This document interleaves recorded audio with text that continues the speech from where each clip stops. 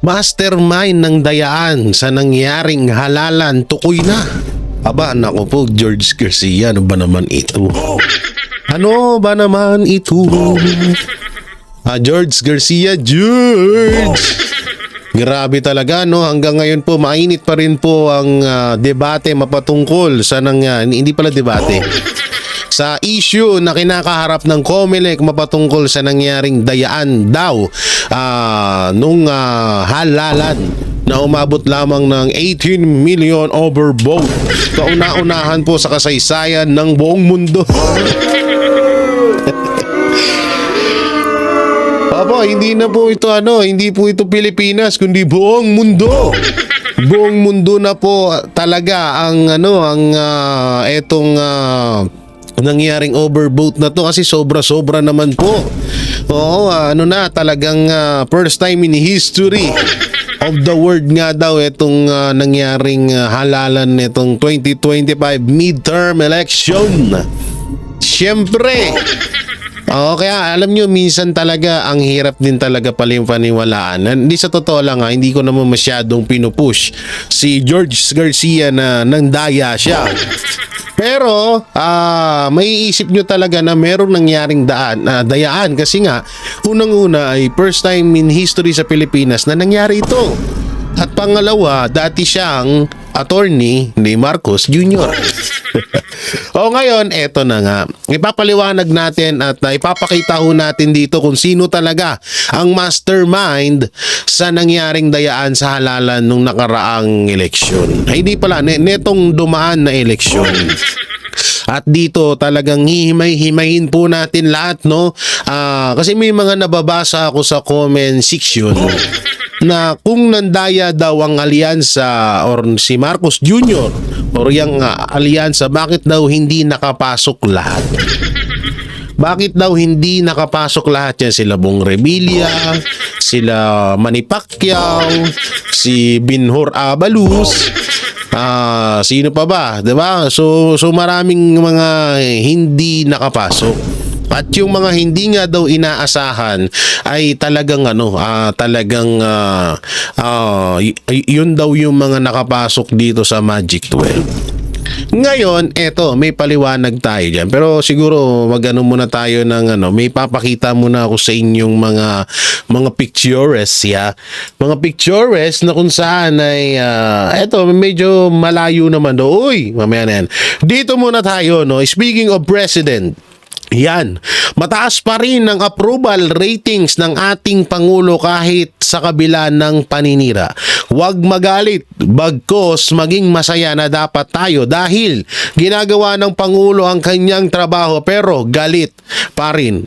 Eddie wow. Ito yung 20 2020 pala to. So tignan nyo to Etong approval ratings ni Pangulong Duterte at yung approval ratings ni Marcos Jr. ay wala ho sa kalingkingan. Wala ho sa kalingkingan kasi tignan nyo Mindanao 98%, Luzon 83% and Visayas 93%. So bakit nga ba bumaba ang NCR? Alam naman natin na NCR ang pinakamaraming druga noong panahon ni Pangulong Duterte at marami ding talagang nahuli dyan, no? At biruin nyo 78%, samantalang wala sa kalingkingan ng ratings ni Marcos Jr. na meron lamang na 17% na bumaba pa, na umabot pa ata ng 10% yun. So napakalaking pagkakaiba talaga ng isang Pangulong Duterte sa Pangulong Marcos. Una, Pangulong Duterte hindi siya bangag. Wala man ako sinabing bangag si Marcos. Pero hanggat hindi siya hair follicle test, parang ganun na nga. So eto ba, meron ba tayo dito na isa pang picture. Yan, katulad lang ho niya, no? Ito po yung siguro maganda siguro medyo lakihan ho natin, no? Lakihan ho natin yung lakihan po natin para makita ho natin ng husto. No, nung panahon ni Ferdinand Marcos Jr., Sa loob lamang ng 3 taon ay meron na itong utang na 4.64 trillion. At sa kay ERAP naman ay meron pong 583 billion sa loob po ng kanyang buong termino. At kay Pangulong former President Gloria Macapagal Arroyo na merong 1.1 trillion pesos. At ito naman si former President si Ninoy Aquino na merong 2.4 trillion pesos. So ito yung sumbat ng mga Pulangaw na malaki daw at umabot daw din naman ng 4 trillion ang utang ng gobyerno nung panahon ni Pangulong Duterte. Reminder, you remember the COVID? Diba? Partida may nangyaring sakuna po yan, hindi lang sa Pilipinas, hindi lang sa isang bansa sa Pilipinas, kundi buong Pilipinas. At yan po ay sa loob ng 6 years. Pinakamadaling salita sa lahat po ng termino ni Pangulong Duterte yan.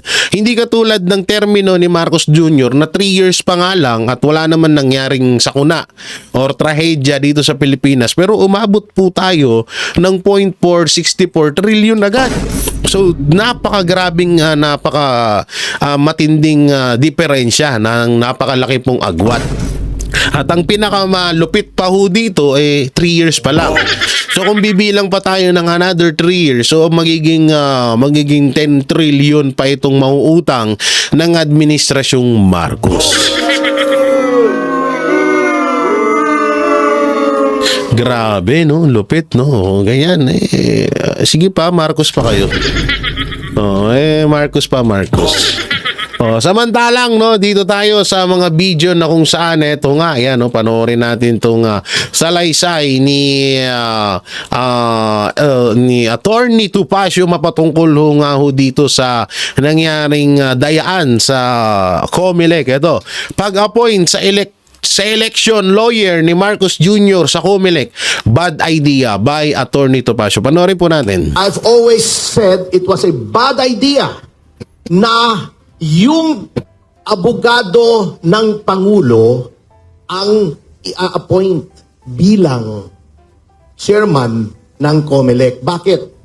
Because we lawyers, alam ni Attorney Harold yan, we are bound by a certain set of principles, one of which is conflict of interest. You cannot go against a client even after the lawyer-client relationship has ended. That's the bedrock principle. Sagrado po sa mga abogado yan. Paano si George Garcia? He was very active as an election lawyer.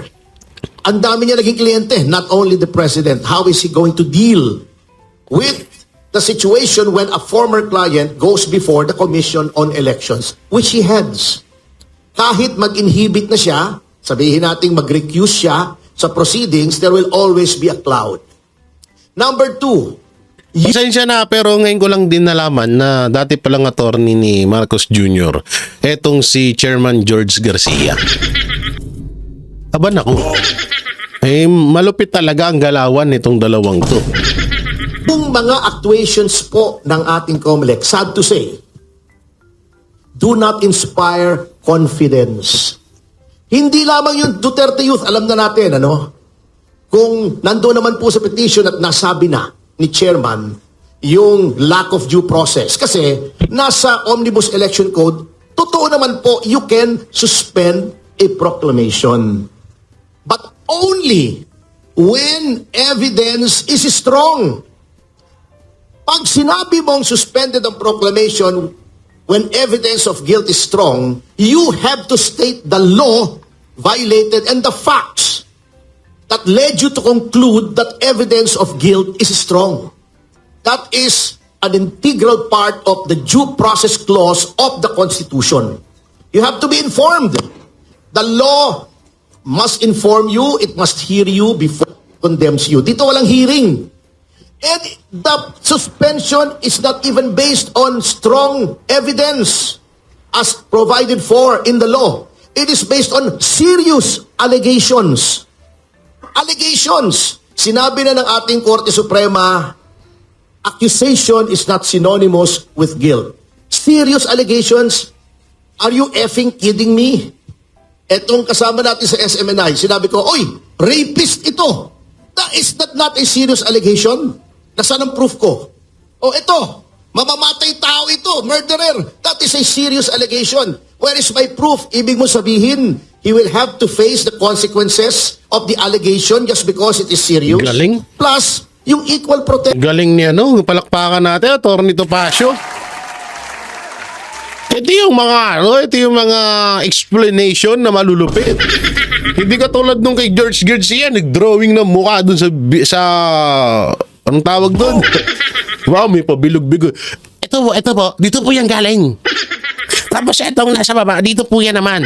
Tapos itong mga boto, pag ginano mo itong mga boto, dadaan dito yan, dadaan dito yan, dadaan dito, dadaan din dito yan. Di ba?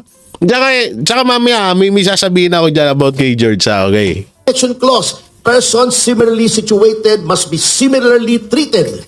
Di ba yung sa Akbayan, Gabriela? Serious allegations, recruitment para sa insurgency movement, armed insurgency against the government, pinapatay na pulis sa sundalo, nagre-recruit ka, pati yung recruit na papatay. Hindi mo maseryoso yun? O bakit hindi suspend? The allegations are serious and the allegations were made by agencies of the government such as the NTF, LCAC, and the Office of the Solicitor General. Di ba maseryoso yun? Suspend mo rin, di ba? Oh. Tama, hindi yan nga yung pinaka buwisit bukod doon sa 18 million na overvoting. Ang pinaka malupit dito, yung mga convicted, yung may mga kaso, hindi na nakakampi or kumakampi sa administrasyon, hindi pinapansin ng COMELEC. Doon nabubutasan itong si Chairman George Garcia. Ika ni Atty. Harold. Dito nabubutasan itong COMELEC kasi nga isipin nyo, katulad Akbayan Party List, ang daming mga tsaka may may katibayan. Si De Lima, 'di ba? Si De Lima nanalo din. So lahat sila may mga kaso. Sabihin na natin, sige, nandun na tayo sa point na may kaso nga ang Duterte Youth. Pero kung iisipin nyo maigi, hindi lang naman sila Marami sila dyan. So napakaganda sanang ginawa ng COMELEC. Sige, sabihin na natin na ganun nga ang gagawin niya sa Duterte Youth. Pero sana naman lahat ganun gawin. 'Di ba? Kung sinita mo ang Duterte Youth na may na para sa COMELEC ay may kaso, bakit yung iba ayaw mong sitahin? Ayaw mong suspindihin? Bakit sa Duterte Youth ka lang nakapokus? Bakit doon ka lang nakapokus sa mga party list na maaaring kakampi ng mga Duterte? Diyan tayo mahihirapan yan. Diyan nabibisto at diyan papaisip ang mga netizen at ang mga Pilipino na bakit ganon George Garcia? Bakit kapag kakampi ng mga Duterte pinag-iinitan nyo? So sabi ni George Garcia, kesyo marami naman daw sila, may 6-member board, board director pa daw yan. So ikaw unang-una ikaw yung pagkakalam ko siya yung chairman, no? So kahit marami kayo diyan, wala kayong pag-uusap na sa isang nyo? Hindi ka ba nagbibigay ng suggestion doon sa mga kasamaan mo na, oy, kailangan na tayong kumilos kasi pinuputakti na ako ng mga netizen, ng mga Pilipino na bumoto. So anong gagawin natin? Dapat sundin natin din yung pinangako natin. Anak ng teting Chairman George Garcia, para kan si Marcos. Nangako ka ng 20 pesos kilo na bigas. Anak ng teting, hindi mo naman tinupad. Paalala lang sa Chairman George Garcia, sinabi mo noon na itong automated counting machine ay pwedeng mag-cellphone noon. At pwedeng mag-manual, Bisaya, Kamandong, pwedeng mag-manual counting. So bakit ngayon biglang iba, bakit nung pagdating ng halalan biglang umiba yung mo, biglang naging kakaiba yung mga sinasabi mo. Kesyo bawal na cellphone.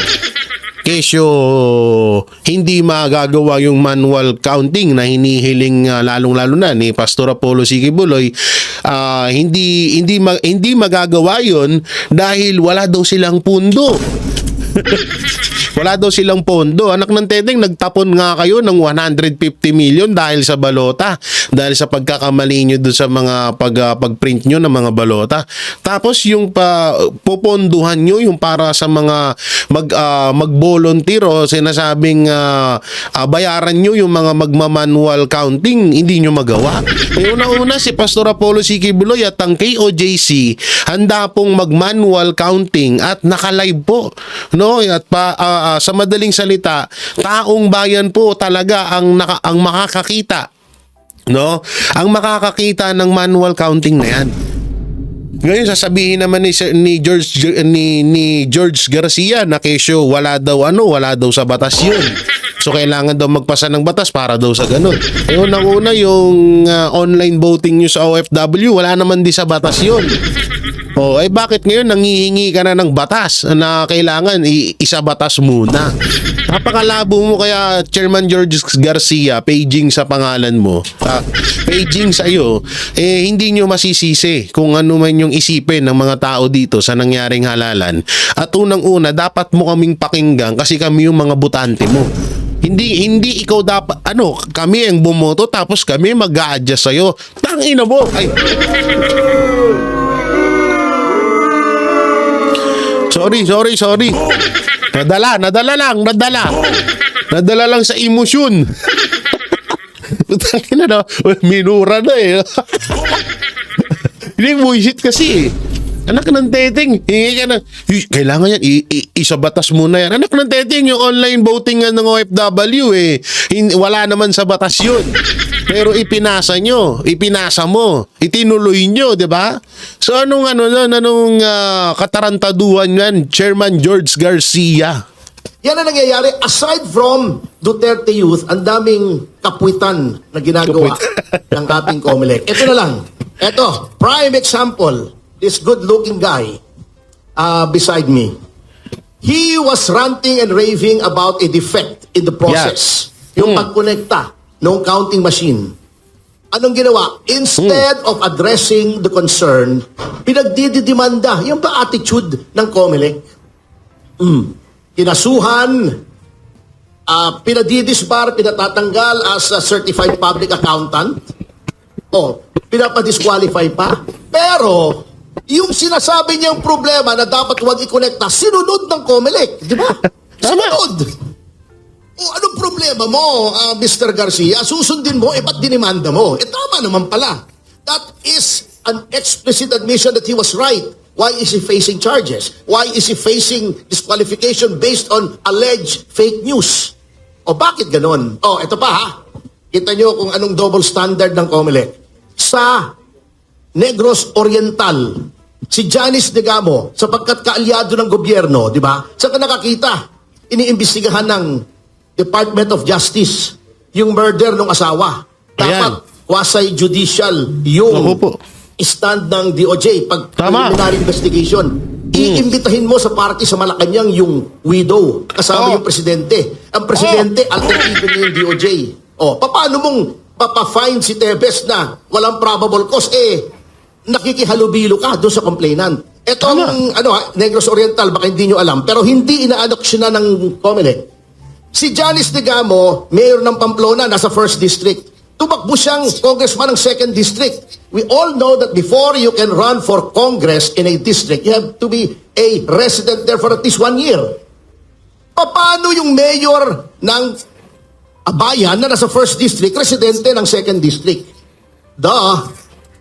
Di ba? Galing niya. May padada pa si Atty. Topacio. Di totoo naman yun eh. Paano nangyari yun, COMELEC? Alam nyo, ngayon ko lang to nalaman ha. Oo, may nangyari pala dyan sa Oriental Mindoro na yan ha. Tama ba? Oriental Mindoro ba? Antindi ng COMELEC ha. Kakaiba ha. Talagang, tsaka ito pa ha. Ito, COMELEC. Sabihin na natin na talagang valid reason or valid talaga yung or talagang nasa batas, sabihin na natin ganun, nasa batas na ang mga party list kapag involved sa mga kaso or may kaso, kailangan pag-aralan muna ng COMELEC kung ipoproklama sila. Sige, sabihin na natin na ganun. Pero etong tanong, Erwin Tulfo, Martin Romualdez, bakit hindi mo sila inawat? Anong meron? Bakit hindi nyo man lang makiliti yung mga taong may mga kaso din? Wait lang alalahanin mo, Chairman George Garcia, ipapaalala ko lang sa iyo ng bagya. Involved or kinasuhan etong si Martin Romualdez sa salang. Ito nga yung mapatungkol sa BICAM report. Ngayon, so bakit mo ipinroklama ang isang congressman or party list, sabihin na natin, na tawag dito may kaso pang kinakarap? Di alam nyo, ito naisip ko yung kay Pastor. Malamang sa malamang, kung hindi nila kinaya sa dayaan etong si Pastor nung nangyaring halalan at talagang nakapasok si Pastor Apollo C. Quiboloy sa top 12, alam nyo kung ano ang susunod na gagawin ng COMELEC? Kagaya sa Duterte yun.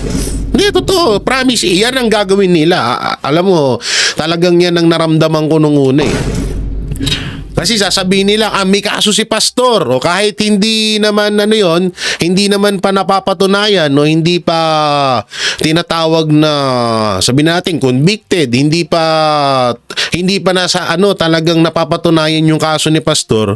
Pero alam ko, ganon ang gagawin ng COMELEC sa kanya. Kung sakaling nakapasok si Pastor kung hindi nila kinayang dayain. No, kung hindi nila kayang dayain si Pastor sa botohan, baka doon nila babanatan sa pagdating ng proclamation.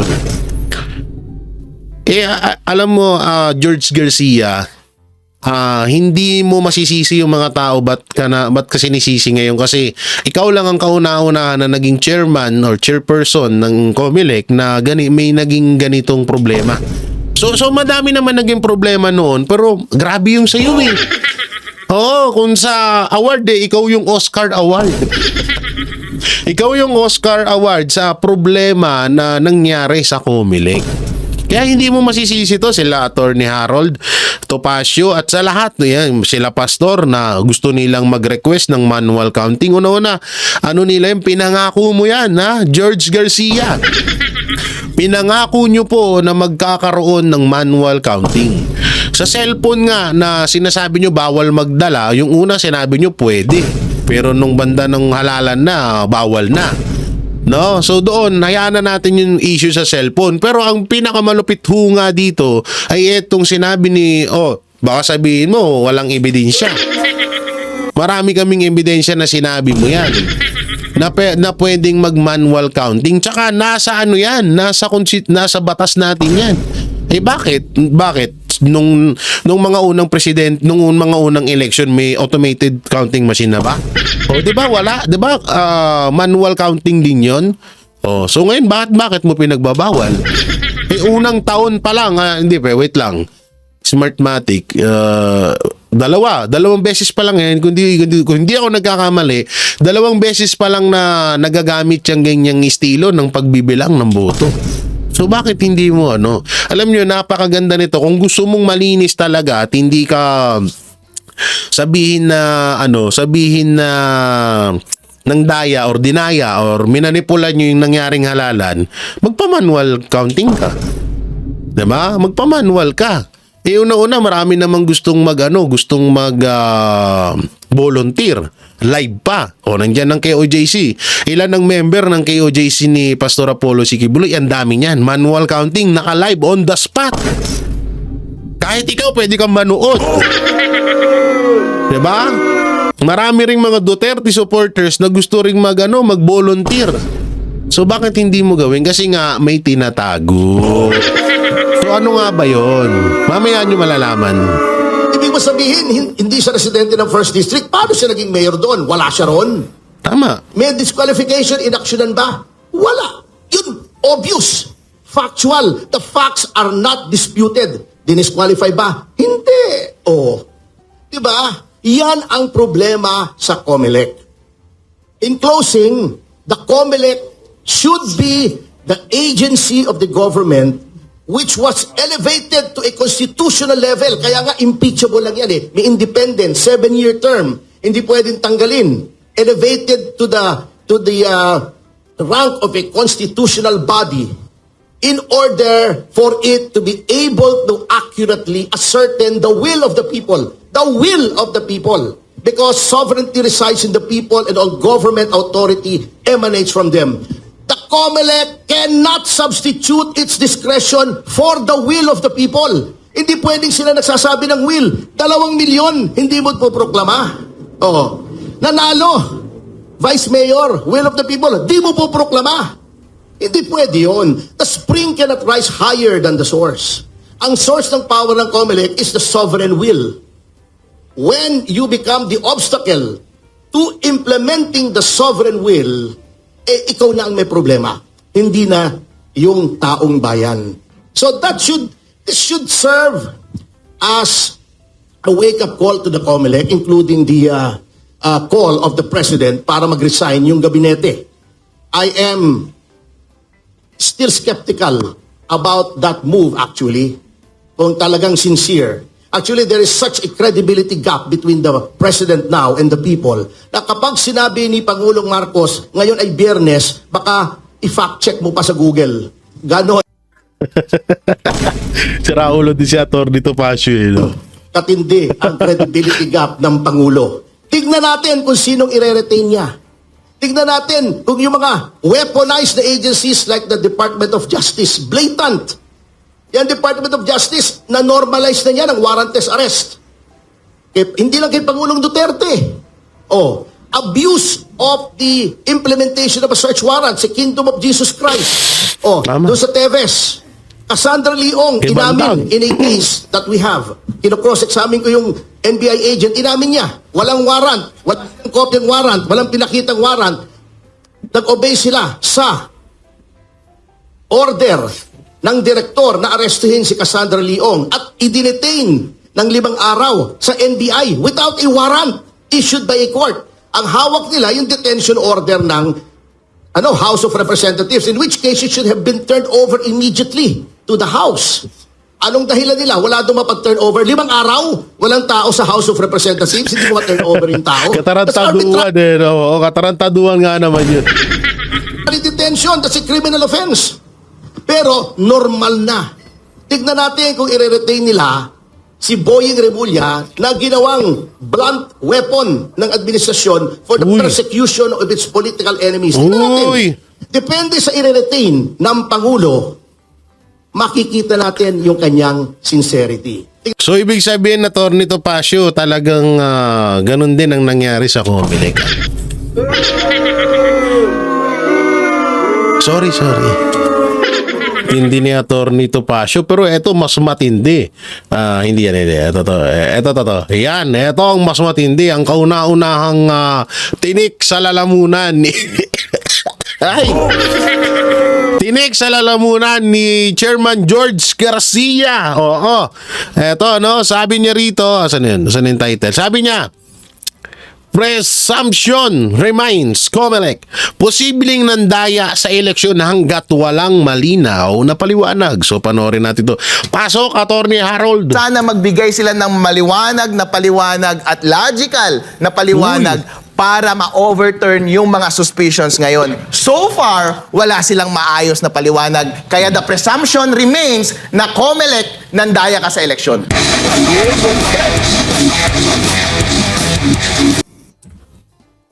Ang sakit sa tenga. Sorry. Kasi noong 2019, meron lang naitala na mahigit 1.1 million voters ang nag-overvote.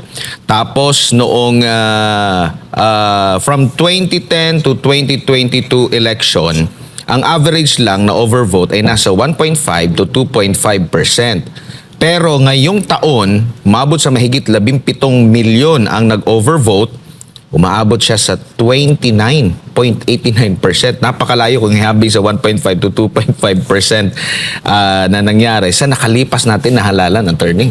Admar, yung observation na yan ay valid. As a matter of fact, kahit na anong observation ngayon na magsasuggest ng fraud ay valid once you establish na walang integrity yung software or walang integrity yung transmission. Kaya nga ngayon, kahit anong istorya ng kahit na sinong tao about sa kanilang observation, mali statistically yung ratio ng mga votes. Posible ba na consistently 40% lang ang vote mo sa kada bayan at any stage ng canvassing? Yung overvoting, lahat po yan ay valid observation. At ngayon ay binabato natin lahat sa COMELEC. At sila ngayon ang may burden para ipaliwanag iyon. At sana magbigay sila ng maliwanag na paliwanag at logical na paliwanag para ma-overturn yung mga suspicions ngayon. So far, wala silang maayos na paliwanag. Kaya the presumption remains na COMELEC nandaya ka sa eleksyon. At yun naman din talaga. Nga, katulad nga yung sinasabi nga namin, katulad lang nga ito sa mga issue kay Marcos Jr. Example natin yung hair follicle test. Si Vice President Sara Duterte na mismo din ang nagsabi noon na hanggat hindi mo ginagawa, hanggat hindi mo pinapatunayan, may tuturing ka na talagang totoo yung mga bintang sa'yo. Katulad ngayon, dito sa issue ng COMELEC, hanggat hindi pumapayag etong si Chairman George Garcia na magkaroon ng manual counting, hanggat wala siyang magandang paliwanag dito sa mga nangyaring anomalya nung nangyaring halalan, nakatanim at nakatatak na yan sa utak ng mga Pilipino na talagang dinaya ang nangyaring halalan. Ito po, disclaimer baka sabihin nyo kaya kami nagkakaganito kasi hindi ho tanggap ng Duterte na senatorial candidate yung kanilang tinatawag na pagkatalo. No, unang-una po tanggap po nila at hindi naman po gahaman sa kapangyarihan ng Duterte senatorial candidate, lalong-lalo na ho si Pastor Apollo C. Quiboloy. Hindi ho ganun yung taong yun. Una-una nga sa totoo lang, ayaw niya rin talagang pasukin itong mundo ng maruming politika dito sa Pilipinas. Pero napilitan siya dahil kailangan niya ng panghimasukan dahil napapaligiran na tayo ng mga demonyo sa ating gobyerno. So ngayon ang gusto kasing malaman, kagaya ho nitong pagtakbo ni Pastor na yung sinasabi niya na sinasabi niya na bakit ba ako tumakbo bilang senador? So tumakbo ba ako para sa sarili ko, para sa KOJC, para ba sa mga member ko? Hindi. Tumakbo siya dahil hindi lang sa kanyang mga member kundi sa pangkalahatan, kundi sa buong mga Pilipino, sa buong Pilipinas. Dahil wala na nga ho sa ayos ang ating gobyerno. So ganito rin po 'yan sa manual counting na hinihiling at nire-request ni Pastor Apollo C. Quiboloy na magkaroon ng manual counting para makasigurado at makasigurado ang mga Pilipino na napunta talaga sa tamang tao o sa tamang destinasyon yung kanilang mga boto. Kasi isipin nyo po, 18 million ang overvoting. Sabihin na natin na ganito, halimbawa, yung 18 million na yon, galing yon sa boto ni Pastor Apollo C. Quiboloy. Kasi alalahanin nyo si Senator Bongo at si Pastor Apollo C. Quiboloy ang mga nabawasan. Naka-live po yun. Live po yun na biglang nabawas ang kanilang mga boto. So, ngayon, maituturing na natin talaga na doon talaga nila hinugot yun. Sabihin na natin yung 18 million na overvoting na yan, nanggaling boto yan ni Pastor Apollo C. Quiboloy. Sabihin natin ganun, na biglang tinanggal. Tapos, hindi nila kaagad maidagdag sa mga nais nilang dagdagan ng mga boto. Kaya ginawa na lang nilang overvoting para mas madali po ang kanilang para hindi sila masilip kaagad ng mga netizen. Yan ang nakikita ko. Sarili kong analyze to Sarili kong opinion ho ito. Kasi isipin nyo maigi, yung 18 million, kaya nang magpanalo ng isang senador yan. Unang-una, ito, sige sabi mo, Jay, bakit kung dinaya nila at kung kontrolado ba ni Marcos yung COMELEC, bakit hindi niya nalang pinasok lahat ng alyansa? So ganito yan. Ako na nagsasabi sa inyo. May mga, eto hindi ko na lang papangalanan pero may mga may mga tiga-alyansa bagong Pilipinas or senatorial candidate ng Marcos administration na hindi talaga nila din kayang kontrolin. Hindi ko na lang po papangalanan pero kayo na ho bahala humusga. May mga tumatakbo hudong senador na hindi kaya nilang kontrolin at lalong hindi nila kayang papirmahin or pasang-ayunin sa mangyayaring impeachment laban kay Vice President Sara Duterte. Kaya ang ginawa ho nila, inuto-uto na lang nila muna, or sabihin na natin hindi inuto-uto, sinakyan na lang muna nila yung kandidatong yun at pinangakuan na mananalo. Pero ibinagsak din nila nung nalaman nila at hindi sila sure na makokontrol nila itong mga to. O Jay, bakit si Abalos? Bata talaga ni Marcos yan. Ganito kasi yan. Yung kay Abalos, wala talagang bumoto doon. Totoo po, hindi talaga din kinaya yun. No? Talagang sa halip dinagdagan na lang ho ata ng COMELEC yun para tumaas yung boto nun. Pero kung talagang masusuri po sa manual counting, baka mas dihamak na mas mataas pa ata doon ng boto etong mga makakaliwa kaysa kay Abalos. At alam naman ho natin din na yung mga, kasi kung titignan nyo po yung lineup ng mga makakaliwa, halos hindi nagkakalayo kay Abalos sa Luzon, Visayas, tsaka Mindanao. Pati sa ranking. Kasi isipin nyo na lang yung late vote ngayon na nangyari. Bakit nakapasok si Pastor sa pang top 10? 'Di ba? Doon na lang kayo mapapaisip 'di ba? Kasi kung talagang walang nangyaring manipulation diyan sa, kung di ako nagkakamali doon sa English ko na 'yon, talagang talagang alam niyo 'yun, talagang una pa lang lalabas na dyan yung mga alyansa senatorial candidate. Kaso wala Biro mo, late voting na yun pero tawag dito, nakapasok pa si Pastor. What if pa nung talagang halalan? Isipin nyo maigi yun. Kung doon nga nakapasok doon sa mismong pinakahalalan, hindi. Isang malaking kalokohan yun. Mga kababayan ko, suportahan po natin itong manual counting na nire-request ng 7 Duterte senatorial candidate, lalong-lalo na si Pastor Apollo Sikibuloy. Hindi po ito para sa kanila, para sa inyo ito. At para ito sa darating na 2028 election. Kayo ba, tanongin ko kayo, gusto nyo ba na magkaroon ulit tayo ng pinuno na hindi papakinggan ng hinanaing ng taong bayan? Gusto nyo ba na ganito pa rin? Na nagkakagulo-gulo at imbis na tutukan ang progreso para sa bayan natin, ng tinututukan paninira at pabagsakin ng mga Duterte? Huwag naman sana natin gawin na ulit ito. No, wag naman sana na gawin natin ulit ito na talagang parang gusto na lang natin na puro demonyo ang uupo sa gobyerno. Ilan lang ho yung mga okay na mga kandidato dyan. Mabibilang mo lang sa daliri mo.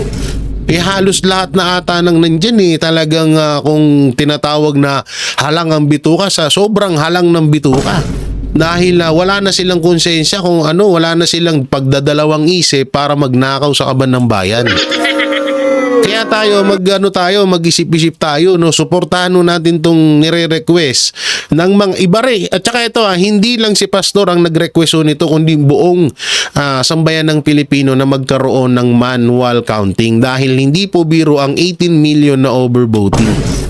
Okay, tuloy. May sinabi sila nung una, nung naitanong dito sa mga issue nga ng overvotes, no? Dahil marami sa ating mga kababayan ang nagsasabi, meron akong listahan, paano ako nag-overvote na stick talaga ako doon? Meron pa nga isang sikat na vlogger na talagang meron talaga siyang listahan din at imposible daw na magka-overvote siya. Pero ang sasabihin lang ng COMELEC, baka nakalimutan mo na sumobra ka. O yun nga, parang ginagaslight pa tayo, hindi po ba? COMELEC naman, sir. Huwag naman ganun. Kung meron... Alam nyo, nakakabobo naman yun. Baka nakalimutan mo yung binoto mo. Anak ng teteng, 12 lang ho yun. Ano yan? Yung 18 million na tao, nakalimutan nila yung mga binoto nila. Patarantaduan naman yan. Grabe naman kagaguhan yan. Hindi katuwiran yung ganyan. Ang valid observation ng tao, pakinggan po ninyo, huwag nyo siyang i-gaslight at ipaliwanag ninyo kung bakit nangyari iyon sa pamamagitan ng competent explanation pagdating sa technical aspects ng ating computer system. Meron pang isa. Ang lumabas sa voter receipt, hindi rin yun yung kanilang nag-reflect ng tama. Marami din ganitong mga reports at isa dito si Attorney Raul Lambino na binoto niya yung sarili niya, hindi niya nakita doon sa resibo. Marami ding ganito. Pero parang walang pang matibay na paliwanag kasi nga kung meron kang gustong question, maghain ka na lang ng protesta. Yun Alam ang niyo ganun. po, alam mo, Admar, consistent ang COMELEC. Consistent na walang paliwanag at consistent yung kanilang incompetence. Sabi nga nila, kapag ito ay totoong computer system na maayos, dapat nga walang variance between ng binoto mo sa resibo mo at dun sa nakita mo. As a matter of fact, wala nga dapat variance between doon sa election return na na-print at napunta sa mga servers. As a matter of fact, hindi ka dapat nag-e-edit or hindi ka dapat nagre-revise ng numbers. Hindi dapat pabago-bago yung numbers every now and then on different times of the day. Kasi nga po, computer na ang gumagawa niyan, hindi yan nagkakamali. Para mong sinasabi na yung calculator mo ay nagkakamali. Saka lang yan magkakamali kapag merong taong nanloloko sa gitna. Doon sa version naman na 3. Oo, totoo yun ha. Hindi, alam nyo, alimbawa sa calculator, ang nilagay mo 1 plus 1. Siyempre, equals to yun. So kapag nilagay mo doon 1 plus 1 plus 1, aba, mali yun. Talagang magiging 3 yun. Ang ano nun. Kaya nga ganun nga, tama naman. Medyo mababaw lang yung explanation ko. Sorry na. Ganyan lang ako kababaw para lubos nyo maintindihan. Hindi kasi, totoo naman sinabi ni Attorney Harold. Una, machine yun. Hindi magkakamali yun. Depende na lang kung talagang may may mga nagmamanipula doon. Saka ito, pinagtataka ko lang, bakit ang daming dinadaanan ng mga boto natin, ba't hindi na lang rumekta sa COMELEC? Tsaka bakit ayaw unahin ng COMELEC na magkaroon ng transparency voting or tinatawag na yung tipong talagang kita ng taong bayan kung paano nabibilang ng machine na yan yung boto ng mga kandidato. At pinakamaganda dyan, eto pa, ang pinakamaganda dyan, idaan sa automated counting machine. Sige, paboran na namin yan. Idaan sa automated counting machine yung mga balota at ano rin, magkaroon din ng manual counting. Napakaganda ho nun, dalawa. So, kung sumablay sa automated counting machine, kung magkaiba man ng magiging resulta, so kailangan ulit-ulitin. Ulitin ulit ang pagbibilang ng boto. At dapat sa kitang-kita ho ito ng buong sambayan ng Pilipino. Hindi yung anak ng teteng COMELEC lang ang nakakakita. At ang pinakamahalaga dito, magkaroon sana ng batas na wag pakialaman ng COMELEC kung sino yung mga binoto. Katulad na lang yan ng Duterte Youth Party List na hindi nila yung mga ibang mga kandidato na hinaharang ho ng COMELEC. Kaya nga kanina, diba, sinabi ko sa inyo na kung nanalo or kung sabihin na natin nakapasok si Pastor Apollo Sikibuloy sa top 12, malamang sa malamang haharangin siya ng COMELEC. Yan ang mangyayari dyan. 4 ang na-audit at 3.5 yung ginamit nila. Ang paliwanag nila, nung na-audit, naging 3.5. Parang same lang daw yung 3.4 at 3.5. Kung same yun, Chairman George Garcia, sana nilagay mo dun sa source code review report ay 3.5. At yung hash code na nilagay mo doon ay yung 0438. Bakit hindi yun ang nilagay mo? Bakit hindi mo tanungin yung mga foreigner na nag-audit at nag-draft at nagpumirma dyan sa source code review report na yan? Sila ang pagsalitain mo kung ano talaga yung nakita nila at na-audit nila na software. Bakit ikaw ang nagpapaliwanag?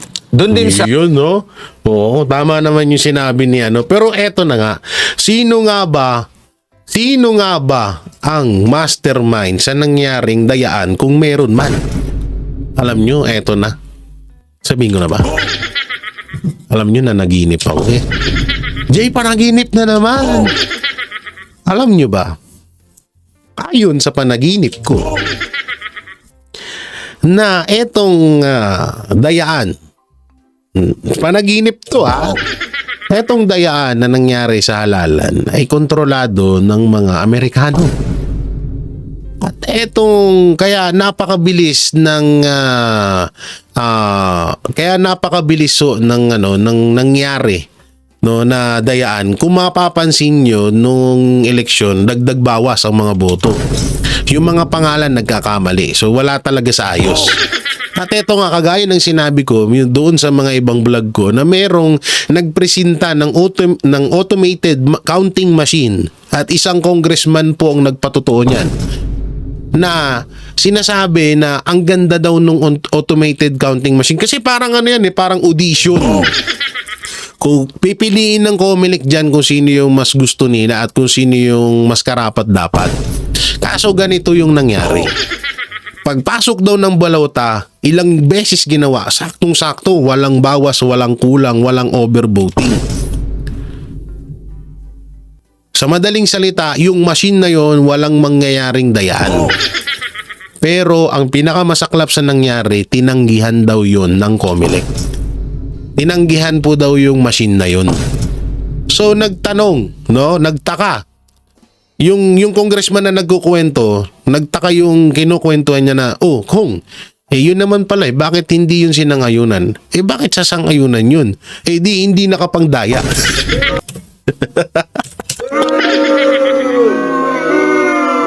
Ayun yung pangyayari doon. Di kung sinangayunan daw yun, hindi na sila makakapangdaya. Ayan, no? So, eto na, alam nyo talaga, doon sa panaginip ko, talagang ang pinaka-mastermind ng dayaan nito, walang iba kundi ang Administrasyong Marcos. Panaginip po ito Nakuha nila tong idea na to dahil noong nangyaring 20, kung hindi ako nagkakamali, 2016. Na natalo si Marcos Jr. bilang Vice President ni Leni Robredo. Doon natuklasan ni Marcos Jr. kung paano dayain etong automated counting machine na ito. Hindi katulad nung manual counting. So yan po ang sinasabi kong mastermind. Ayon sa panaginip ko, walang ibang mastermind kundi si Marcos Jr. at yung mga Amerikano. Bahala na kayo. Panaginip lang naman yun. So, walang 100% na kasiguraduhan. So yun mga Banateros, mga kabiyaya, anong maikokomento nyo sa mga napag-usapan natin? Meron nga bang nangyaring dayaan nung kamakailan lang na nangyaring halalan? I-comment nyo lang po dyan sa baba. At syempre, don't forget to like, share, comment, and subscribe sa ating YouTube channel. Paipindot na lang din po yung bell button para lagi kayong updated sa ating mga video araw-araw. At mega live shoutout dyan sa lahat ng OFW abroad, saan man panig ng mundo, at sa ating mga mahal na senior citizen na patuloy na sumusubaybay sa Banateros Brothers at sa SMNI. So maraming salamat. Ingat po kayo palagi. God bless and peace and bye-bye. Yan ang Banateros, walang inuurungan. Pag tama palakpakan, pag mali ay babanatan. Yan ang Banateros, boses ng ordinaryong Pilipino. Banateros ay walang makakaawan. Walang inuurungan, Banateros ay tinutulungan.